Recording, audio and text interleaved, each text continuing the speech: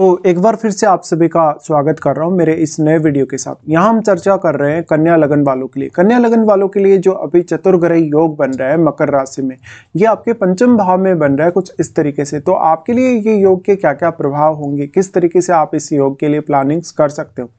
देखिए, सबसे पहले यहाँ पे देखा जाए तो ये मकर राशि में बन रहा है और मकर राशि पड़ रही है आपके पंचम भाव में, और पंचमेश आपके शनि है। फिलहाल शनि ट्रांजिट कर रहे हैं मीन राशि में आपके सप्तम भाव में। तो यहाँ पे इनका जो डेट है ऑलमोस्ट यहाँ मैंने नोट किया आपके लिए। और सूर्य जहाँ 14 जनवरी से प्रवेश कर रहे हैं मकर राशि में, वहीं बुध 17 जनवरी से, फिर शुक्र 13 जनवरी और मंगल 16 जनवरी से। यहाँ पे अब चारों ही ग्रह क्योंकि अलग अलग स्थिति में होंगे, क्योंकि यहाँ पे जैसे अगर देखा जाए मंगल के लिए तो मंगल उच्च की स्थिति में होंगे, सूर्य इनके साथ होंगे, शुक्र भी यहाँ पे अपने मित्र शनि के घर में स्थित होंगे और बुध भी।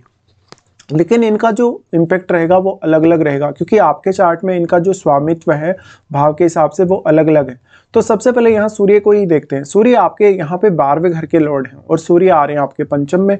तो ये आपके क्रिएटिव स्किल्स के लिए काफ़ी अच्छा होगा, आपको निर्णय लेने में मदद करेगा, किसी भी प्रकार की जटिल से जटिल प्लानिंग करने में मदद करेगा, स्टडीज़ के लिए मदद करेगा। इसके साथ साथ अगर आपका फॉरेन से कुछ कनेक्शन है अपनी स्टडीज़ या अपनी संतान को लेके, तो भी सूर्य का आपको काफ़ी हेल्प होगा। और फॉरेन से अगर आपको इनकम वगैरह होता है तब भी सूर्य यहाँ आपकी डिसीजन मेकिंग को काफ़ी आसान कर देंगे। और क्योंकि यहाँ पर फिर इनका जो दृष्टि होगा 11th हाउस पे होगा, तो चारों का ही दृष्टि यहाँ रहेगा आपकी। हाँ, सूर्य यहाँ पे अब क्योंकि 12वें घर के लॉर्ड होकर आ रहे हैं, तो ये इमेजिनेशन के लिए भी काफ़ी ज़्यादा अच्छा है। तो आपको कुछ बहुत नए आइडियाज आ सकते हैं किसी भी पर्टिकुलर विषय या सब्जेक्ट को लेके। सूर्य एक बहुत ही ज़्यादा एनर्जेटिक प्लैनेट है। एनर्जेटिक होते हुए बाकी अन्य ग्रहों जैसे मंगल, बुध और शुक्र को भी ये काफ़ी ज़्यादा प्रभावित कर रहे हैं अपनी एनर्जी की वजह से। बुध यहाँ पे अगर देखा जाए 17 जनवरी से आ रहे हैं मकर में, तो बुध आपके चार्ट में लग्नेश है और आपके 10th लॉर्ड भी हैं। तो कैरियर के लिए भी फिर ये कंजक्शन उतना ही इंपॉर्टेंट होगा, कैरियर रिलेटेड प्लानिंग करने, डिसीजन लेने। इसके साथ साथ यहाँ पर बुध आपके इंटेलिजेंस को काफ़ी ज़्यादा बढ़ाने वाले हैं जब वो आपके 12th हाउस के लॉर्ड के साथ यहाँ बैठे। यहाँ पंचम भाव में आपके जन्म के समय का कोई भी ग्रह अगर बैठा है तो उस ग्रह पर विचार अवश्य करें, और उस ग्रह के जो संबंध है इन चारों ही ग्रहों के साथ कैसे हैं ये भी आप जरूर देख लें। यहाँ पे जो बुध है अब क्योंकि इसलिए ज़्यादा इंपॉर्टेंट होंगे क्योंकि वो लग्नेश होने के साथ साथ 10th लॉर्ड है। तो आप अपने कैरियर के लिए क्या कुछ प्लानिंग्स कर रहे हैं या क्या कुछ आप प्रगति के लिए देख रहे हैं। इसके साथ साथ बुध आपको आर्थिक मामलों में काफ़ी ज़्यादा हेल्प कर रहे हैं। बुध आपको काफ़ी ज़्यादा टैलेंट भी देने वाले हैं और काफ़ी मल्टीटास्किंग आपको बनाने वाले हैं। तो आपके लिए लगभग हर मुश्किल से गुजरना आसान होगा, हर डिफ़िकल्ट से डिफ़िकल्ट निर्णय लेना आपके लिए आसान होगा। यहाँ पे फिर क्योंकि आप इंडिविजुअल तौर पे बुध से ही रिप्रेजेंट होते हैं, तो आपके ऊपर ही सारी की सारी जिम्मेदारियां रहेंगी आपके संतान को लेके, आपकी लव लाइफ है, आपकी इनकम के जो सोर्सेज हैं उनके मामले में भी, और कैरियर के लिए भी कहीं ना कहीं अब आप एक अच्छा फोकस कर सकते हैं इस समय में।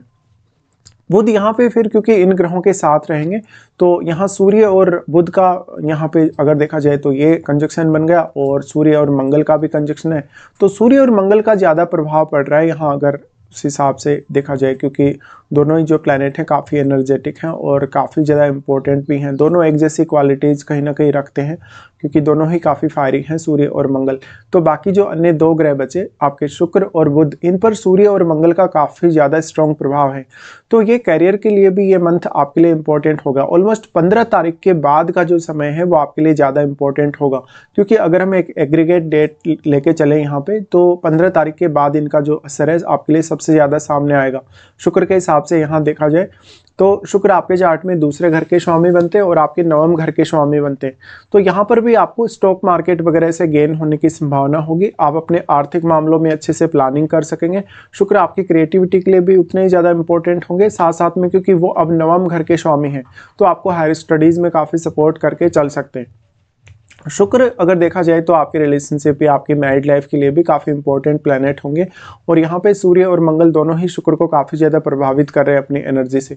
तो आपके लिए शुक्र से संबंधित भाव जैसे आपका सेकंड हाउस, आपका नवम भाव, इनसे संबंधित फैसले लेना आसान होगा, या इनसे संबंधित कोई भी प्रकार का क्रिएटिव वर्क करना भी आपके लिए आसान होगा। फिर अगर मंगल को देखते हैं तो मंगल यहाँ सबसे ज़्यादा बली हैं क्योंकि वो उच्च की स्थिति में होंगे यहाँ पे। अब मंगल आपके चार्ट में तीसरे घर के लॉर्ड हैं और आपके लिए वो 8वें घर के लॉर्ड हैं। तो आपके लिए मेहनत करना, हार्डवर्क करना या किसी भी प्रकार का निर्णय लेना काफ़ी आसान होगा और आप त्वरित रूप से काम कर सकेंगे क्योंकि मंगल यहाँ बुध को प्रभावित कर रहे हैं। तो अब थोड़ा बहुत आपको यहाँ एनर्जी पर कंट्रोल भी करना जरूरी होगा, और क्योंकि मंगल आपके अष्टम के स्वामी हैं तो अष्टम से संबंधित डिसीजन लेना या अष्टम से संबंधित काम करना भी उतना ही आसान होगा। हालांकि यहाँ तो मंगल का दृष्टि भी होगा, तो थोड़ा सा आपके इन-लॉज के साथ रिलेशनशिप पर ज़्यादा ध्यान दीजिएगा। आपको अष्टम भाव से धन के मामले में या ज्ञान के मामले में गेन होने की संभावना बढ़ेगी। इसके साथ साथ ये हो सकता है कि आपका अगर संतान का कुछ इशू ऑलरेडी चल रहा है, संतान के साथ आपकी काफ़ी अनबन चल रही है, तो वहाँ थोड़े रिलेशनशिप आपके अच्छे नहीं रहेंगे। बाकी लव लाइफ को लेकर अगर देखा जाए, आपका किसी से कोई प्रेम संबंध वगैरह चल रहा है, तो आपका उनके साथ कहीं ना कहीं अटैचमेंट बढ़ेगा और उनके साथ कहीं ना कहीं कुछ ज़्यादा आपकी एक्सपेक्टेशंस रहेंगी। यहाँ पे अब अगर मंगल और बाकी ग्रहों की दृष्टि के हिसाब से देखा जाए तो फिर सभी का प्रभाव आपके 11th हाउस पर होगा। तो ये सारे के सारे ग्रह आपके नेम फेम, आपके सोशल सर्कल में प्रसिद्धि या आपके ओवरऑल फेम के लिए काफ़ी इंपॉर्टेंट होगा। साथ साथ में आपके नेटवर्क को बढ़ाने का ये काम करेंगे। तो अगर आपका कोई भी बिजनेस है तो बिजनेस में भी आपको काफ़ी ज़्यादा सफलता मिलेगी और आप अपने जो डिसीजन है मेनली वो काफ़ी अच्छे से ले पाएंगे। मंगल का दृष्टि आपके 12th हाउस पे भी रहेगा, जो कि आपको फॉरेन से कुछ अगर कनेक्शन हो तो काफ़ी फायदा दे सकता है, डिसीजन लेने में मदद कर सकता है, साथ ही अपने खर्चों को प्लान करने में मदद कर सकता है। हालांकि अगर आप ऑलरेडी मैरिड हैं तो कभी कभी ये रिलेशनशिप उतना अच्छा नहीं होता यहाँ पे मंगल का, क्योंकि संबंध जो बन रहा है 12th हाउस से, तो पार्टनर के साथ थोड़ी बहुत अनबन करवाता है या विवाद करवाता है। अब जो भी आपके खर्चे होने लगभग 15 जनवरी के बाद से, उन खर्चों को आप थोड़ा अच्छे से प्लान करिएगा, क्योंकि यहाँ पर मंगल सूर्य के घर पे दृष्टि डाल रहे हैं और उन्हीं के साथ बैठे हैं, तो जल्दबाजी में आपका कोई ऐसा बड़ा खर्चा हो सकता है जो आप पहले से प्लान करके नहीं रखे थे। अब यहाँ पे अगर देखेंगे तो क्योंकि सूर्य और मंगल सबसे ज़्यादा एनर्जेटिक प्लैनेट है और इन्हीं का सबसे ज़्यादा प्रभाव आपको इन ग्रहों पर देखने को मिलेगा, तो हम एक ये भी बोल सकते हैं आपको कि शुक्र और बुध से संबंधित जो आपके चार्ट में भाव हैं, जैसे दूसरा भाव है आपका जैसे नवम भाव है या आपका लगन भी है उसमें शामिल, और आपका 10th हाउस, इन भावों से संबंधित निर्णय लेना, इन भावों से संबंधित कोई भी कार्य करना आपके लिए काफ़ी आसान होगा और सारे के सारे फैसले आप काफ़ी इजीली और फटाफट ले सकेंगे। तो ये ऑलमोस्ट आपके लिए काफ़ी हेल्पफुल एक योग बन रहा है जो 4 ग्रहों का यहाँ बन रहा है। तो इस तरीके से आप इसको प्लान कर सकते हो। अगर इसका असर देखा जाए तो 15 जनवरी का एक डेट आप लेके चल सकते हो। 15 जनवरी के बाद से ऑलमोस्ट लगभग जनवरी एंड तक इसका प्रभाव आपको सर्वाधिक देखने को मिलेगा और उसके बाद इनका प्रभाव थोड़ा थोड़ा कम होता जाएगा, क्योंकि सभी ग्रहों का जो गोचरीय स्थिति है वो अलग अलग है। भले ही एक ही रास्ते में ट्रांजिट कर रहे हैं, लेकिन इसका स्पीड जो है सबका वो अलग अलग होने से कोई हो सकता है पीछे रह जाए, कोई आगे निकल जाएगा, तो फिर एक दूसरे पर इनका थोड़ा जो प्रभाव है वो कम हो जाएगा। तो इस तरीके से आप प्लान कर सकते हो।